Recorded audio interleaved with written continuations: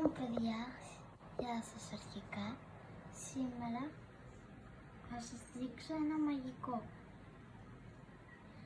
Το ποτήρι έχει μέσα ένα ποτήρι γυάλινο. Μην νομίζετε πλαστικά ακούστε.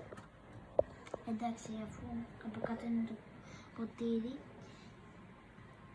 Λοιπόν, δείτε πως θα το πατικώσω. 3, 2, 1. Πού πήγε? Πού πήγε, το εξαφάνισε. Να δείτε, δείτε.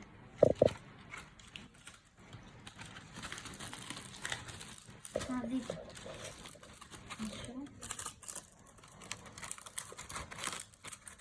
Πήγε. Αυτό ήταν παιδιά.